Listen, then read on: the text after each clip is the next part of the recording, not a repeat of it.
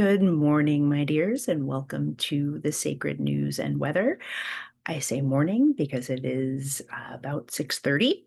I watched dawn break, and this is the way we're going to be rolling for the next couple of weeks because my daughter finished her daycare pre-K yesterday, and my son is done with summer camps.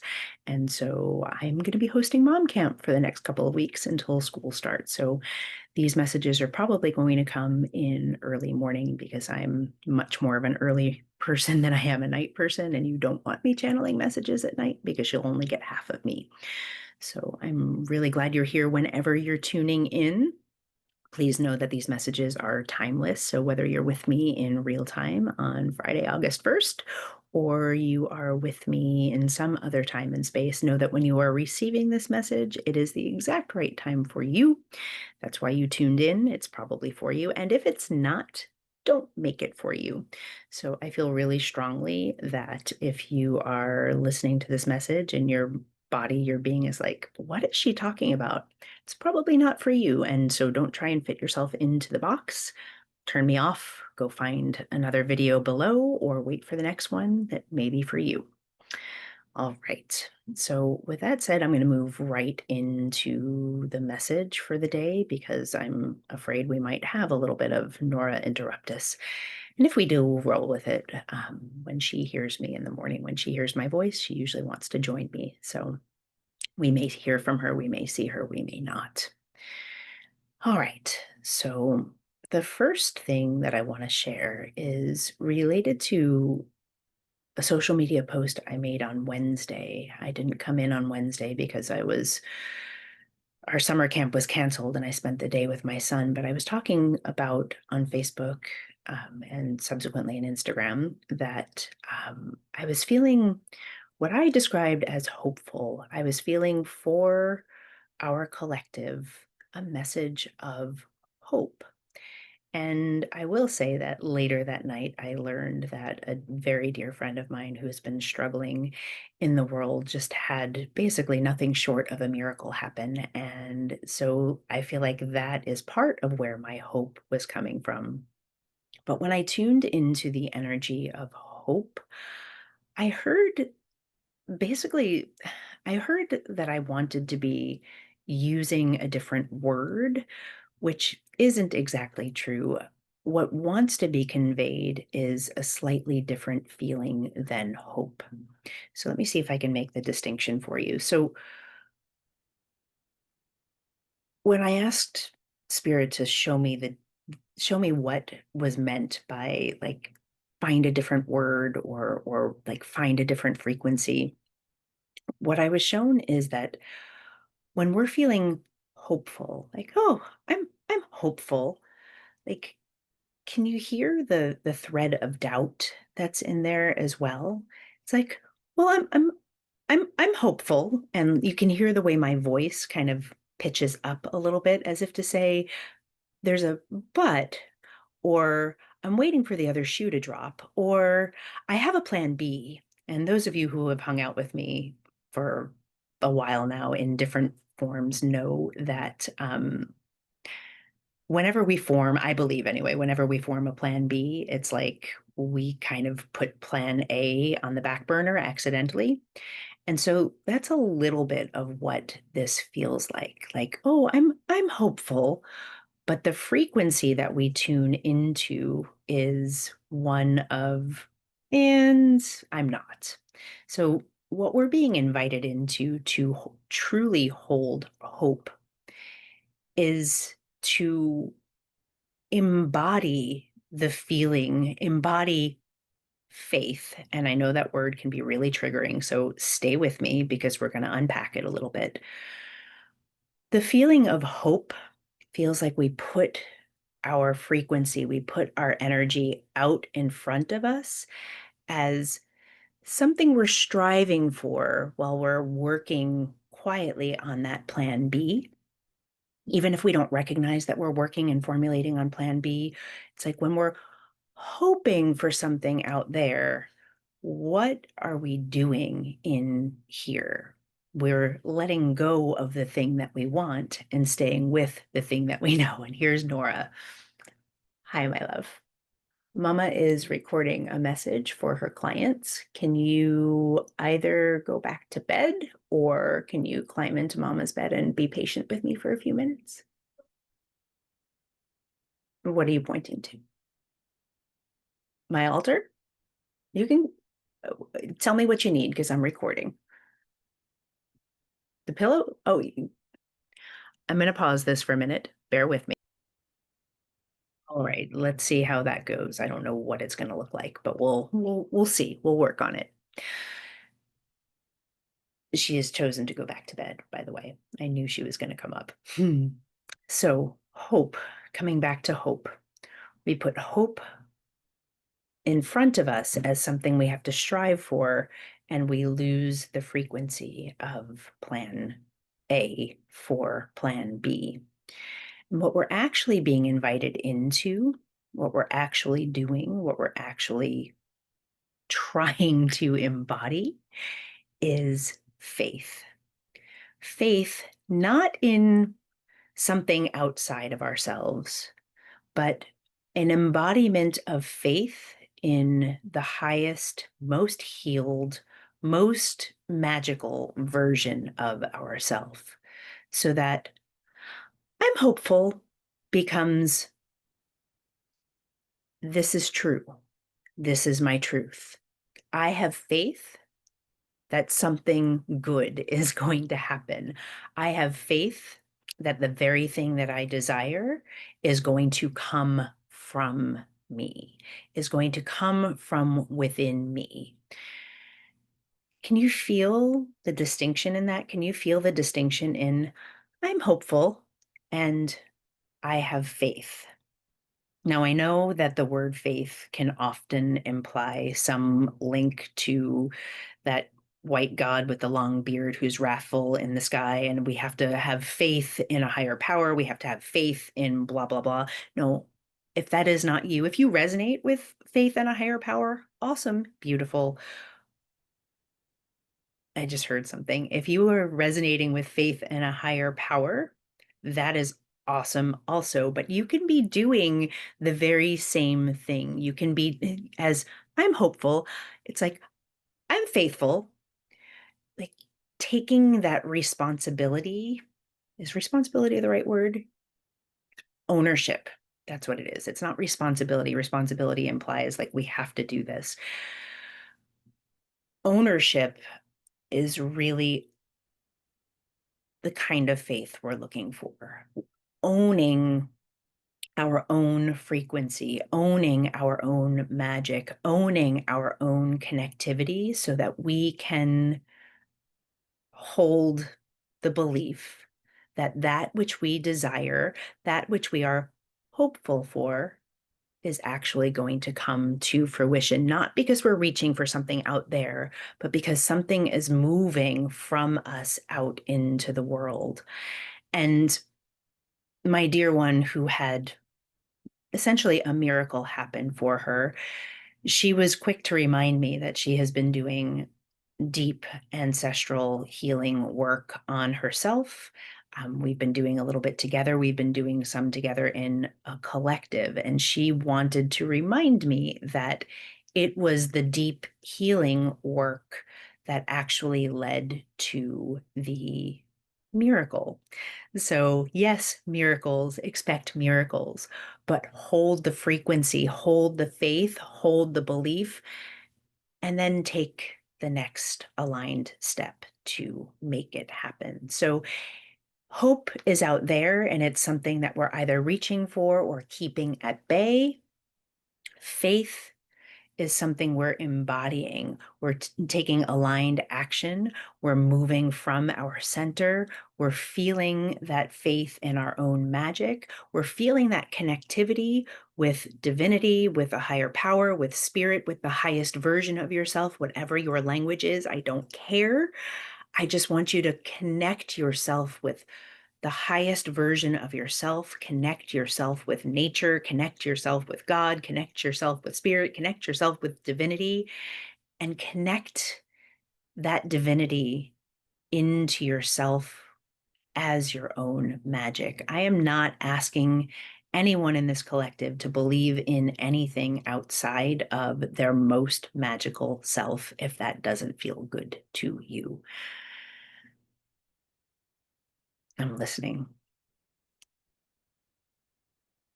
I'm hearing like what I feel like I'm hearing is chatter of like the but what if this, but what if that, but what if this, but what if that. And one of the exercises that one of my teachers taught me that I've done with many of my clients, and I'm going to invite you into, if you find yourself going for that plan B over the thing that you desire the most, again, it could be accidental. It could be, I really want this thing, but I really don't have faith that I can have it. So I'm creating a plan B, which is then taking my energy out of plan A and bringing it to the second best thing. So I'm actually striving for the next best thing accidentally.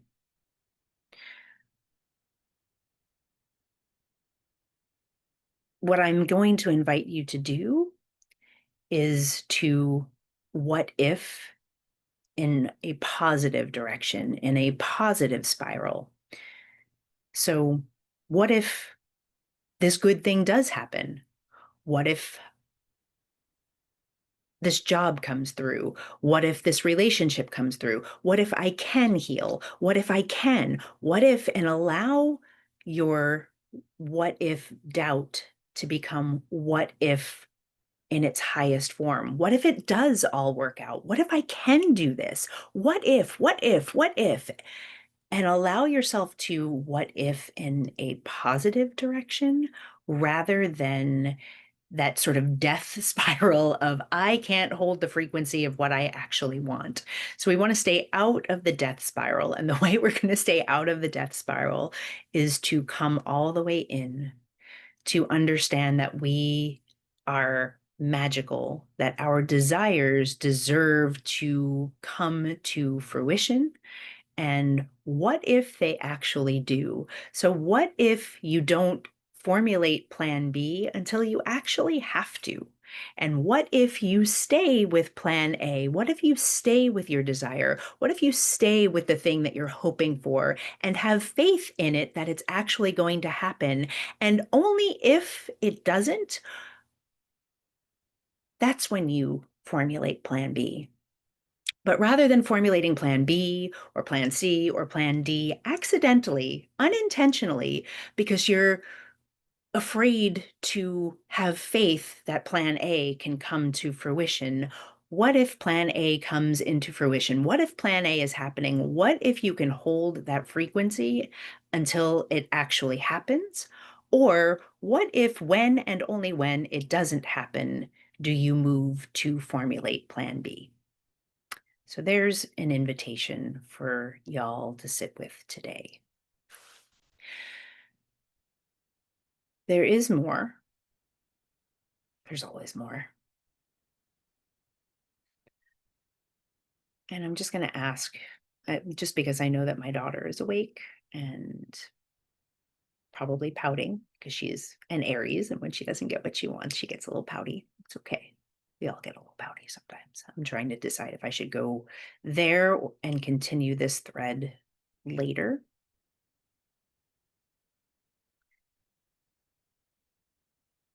Okay, here's what I'm going to do. Okay, I do need to share this because I feel like it's too imperative to being able to hold that faith, to embody that hope inside of yourself. And it harkens back to where we went on Monday, which is, I am a body and a soul. I am my messy humanity and my highest form and my divinity. And what I heard this morning early, I heard two things. I heard, there's a cat. I heard the whole family wants my attention. What I heard this morning was have mercy on your humanity. Have mercy on your humanity. He's caught in my shirt. Awesome. This is turning into kind of a disaster, but we're going to roll with it. Have mercy on your humanity. On Monday, we looked at and meditated on that feeling of I am a very messy human and I am God, goddess. And there's this feeling of judgment, like that we don't get to have what we desire because our human self is way too messy. And the place that I'm going to leave you here with today is that messy human and our connectivity to our divinity is by design. We are not meant to transcend our messy humanity here in this world and live in the 5D realm, live in the etheric realm. We are meant to embody both. We are meant to allow our highest self, our most healed self, to love up on our messy human. And I feel like that's how we take hope that's thin and outside of ourselves and bring it all the way back into ourselves.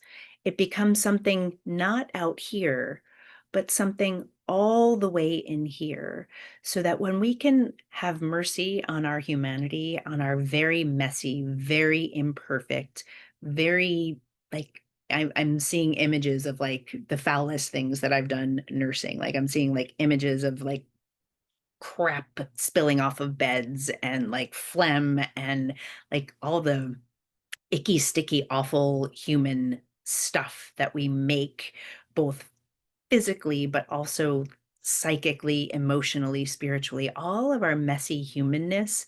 Like we all poop, right? So, like, why do we reject it? It's just a part of ourselves. We need that process of elimination to get to empty, to get to our purest self. So we're being invited to really remember to love up on our messy humanity in order to be able to embody that faith in bringing to fruition what we actually desire. I have a hair in my mouth. The image from the tarot that's coming is there are two cards that are coming. One is judgment, which, judgment is a decision. It is not judgment in the self judgment. Again, we're being asked to release the judgment on our human selves. The judgment that I'm seeing here feels like a return to something we might have rejected, either in ourselves or in another. The judgment card here feels like returning and revisiting the very things we pushed away to see if we can, in fact, bring it closer. Did we push it away because we were afraid? Did we push it away because we thought we weren't worthy? Did we push it away because we thought we didn't deserve it or couldn't uphold some false standard that our judgment was putting on our humanity? So I'm seeing the judgment card as that invitation to look at something with new eyes, to revisit maybe your plan A with new eyes, maybe to revisit your own messy humanity with new eyes. And then the other card that I'm seeing is justice, which is Libra, which is balance, which is me. It's my own card, but I'm not seeing it as myself here. I'm seeing it really as karmic rebalancing. So if we can revisit, and by the way, judgment is typically Scorpio energy, if anybody's wondering. Um, at least that's how I receive it. If we can revisit, re-look at with new eyes this part of ourselves that we've rejected, this job, this person, this family member, whatever it is, this feeling in ourselves, this desire in ourselves, if we can revisit it with new eyes, with new merciful eyes on our own humanity,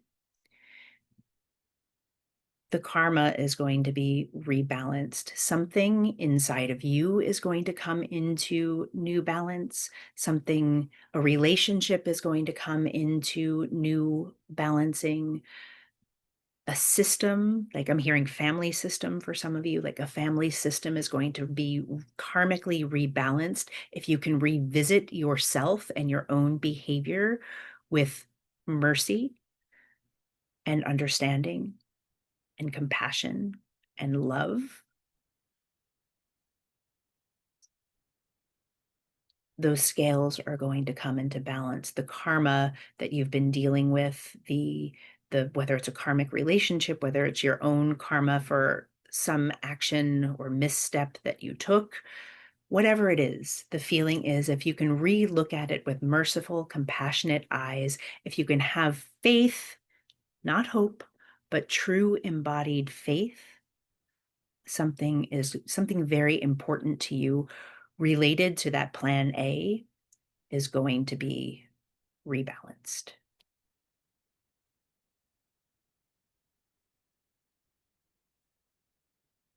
And I think now we're complete. Is that true? That feels true. The only other thing that's coming through, and I don't know if this was a me thing because of the early morning hour that I was awake, but I was hearing Leonard Cohen's famous Blue Raincoat. I was hearing it both in his voice, and then there's a really beautiful, haunting Tori Amos version. And the line that I heard was, "The last time I saw you, you looked so much older. Your famous blue raincoat torn at the shoulder." So I think the important part of that line, and this may be for somebody specific, was, "The last time I saw you, you looked so much older."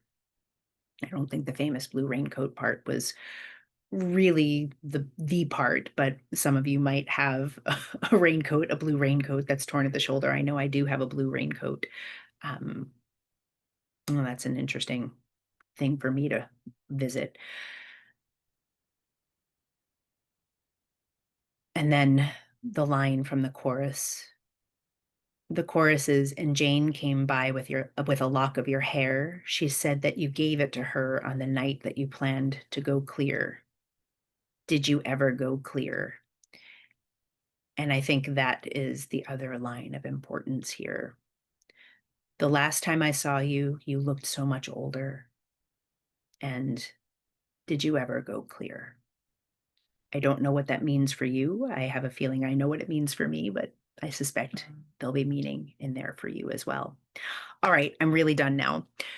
I invite you to please like, share, subscribe. Thank you so much for sticking with me through my daughter and the cats and all the things and being here with me this morning and or whenever it is that you're tuning in.